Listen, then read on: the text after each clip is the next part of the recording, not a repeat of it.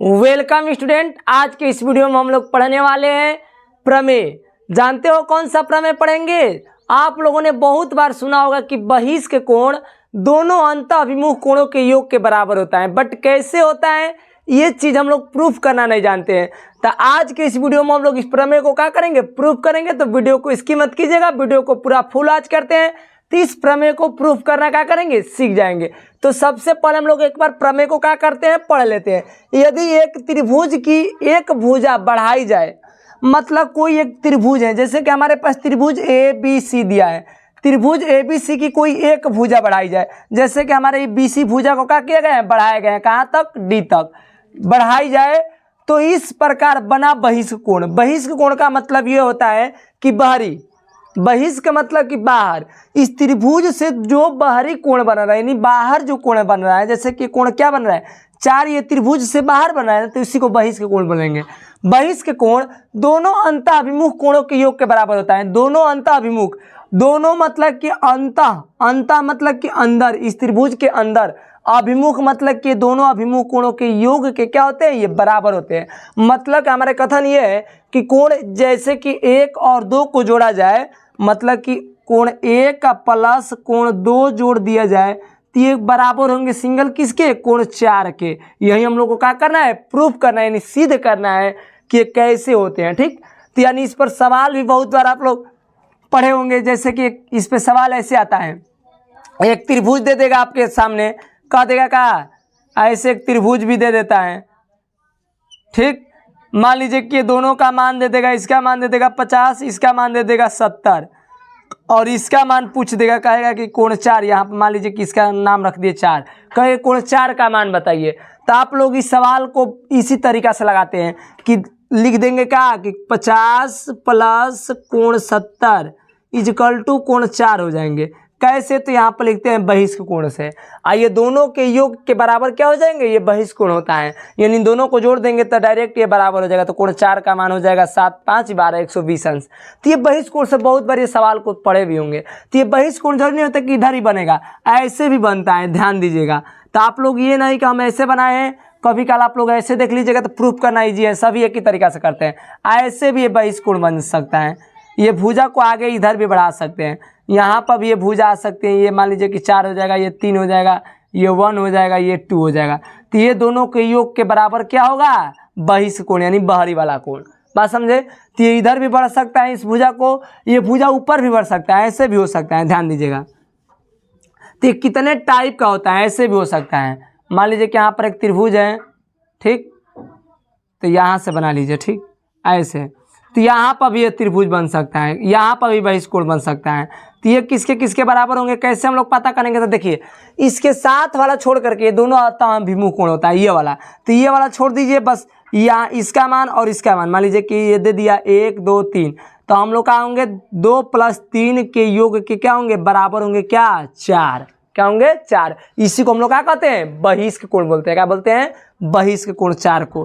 तो इसी प्रकार हम लोग क्या करते हैं, अब इस प्रमेय को सिद्ध करते हैं। तो ध्यान दीजिएगा, हमारा कैसे भी चित्र बनाए, बस सिद्ध करना एक ही तरीका से करेंगे। तो हमारे पास पहले इसमें दिया है, क्या दिया है, लिखेंगे यहाँ पर, लिखेंगे कि त्रिभुज ए बी सी में आपको दिया है क्या, त्रिभुज ए बी सी में दिया है कोण 4 क्या है, बहिष्क कोण है। लिख देंगे कोण 4 बहिष्क, बहिष्क यहाँ लिखेंगे बहिष्क कोण है। ठीक, तो यहाँ पर लिख देंगे कोण 4 क्या है आपके पास, बहिष्क कोण है। अब हम लोग क्या करेंगे, इसमें दिया है के बाद सिद्ध क्या करना है, सिद्ध यही करना है क्या कि दोनों अंतःअभिमुख कोण बहिष्क कोण के बराबर होता है। यानी डायरेक्ट यहाँ पर ऐसे सिद्ध करने वाले में लिख देंगे कि कोण 4 जो होगा, क्या, कोण 4 होगा अंतःअभिमुख कोण। अंतःअभिमुख कोण मतलब कि कोण 1 + कोण 2 के योग के क्या होगा, बराबर होगा। ठीक, अब हम लोग को उपपत्ति यानी डायरेक्ट यहाँ से क्या करेंगे, हल करेंगे। तो हल करने के लिए कुछ नहीं करना है, इसमें लिख देना है क्या कि त्रिभुज ए बी सी में लिख देंगे, क्या लिख देंगे, त्रिभुज, यहाँ पर लिख देंगे त्रिभुज A B C. A B C में क्या लिखेंगे, यहाँ पर त्रिभुज ए बी सी ले लेंगे अब यहाँ त्रिभुज एबीसी में कोण 1 प्लस कोण 2 प्लस कोण 3, यहाँ पर लिख सकते हैं कि कोण 1 प्लस कोण 2 प्लस कोण 3 क्या हो जाएंगे 180 अंश हो जाएंगे। कोण 1 प्लस कोण 2 प्लस कोण 3 इजकल टू क्या हो जाएंगे 180 अंश हो जाएंगे। कैसे हो जाएंगे तो ये त्रिभुज के अंतःकोण से, त्रिभुज के अंतःकोण का योग 180 अंश होता है, जो कि अभी प्रमेय हम लोग क्या कर चुके हैं, सिद्ध कर चुके हैं, पढ़ चुके हैं कि त्रिभुज के तीनों अंतःकोणों का योग 180 अंश कैसे होता है। तो इसको प्रूफ करना क्या करें, सिखाएं, जा करके वीडियो को क्या कीजिएगा एक बार देख लीजिएगा, डिस्क्रिप्शन बॉक्स में लिंक दे देंगे।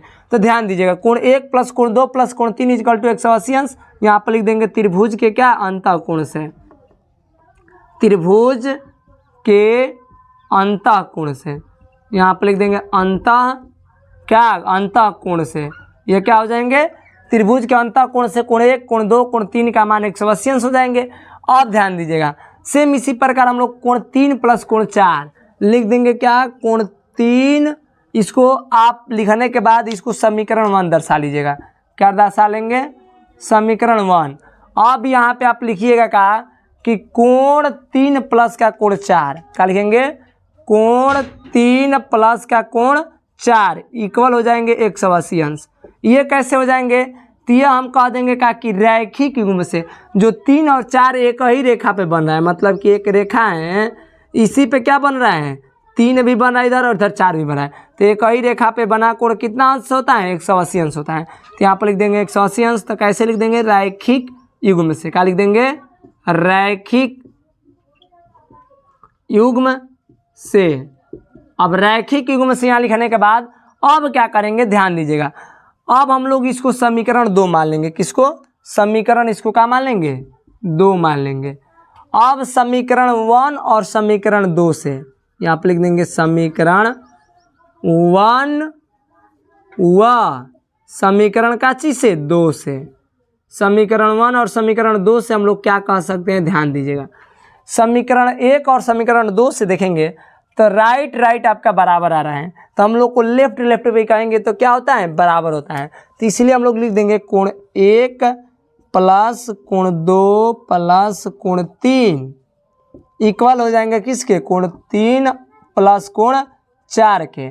तो कोण 3 से 3 खत्म हो जाएगा, क्योंकि दोनों तरफ 3 3 है, तो इधर आएगा तो माइनस हो जाएगा, जब माइनस होगा तब ये कट जाएगा, तो हमारा यहाँ पर प्राप्त हो जाएगा कोण 1 प्लस कोण 2 इक्वल हो जाएंगे कोण 4 के।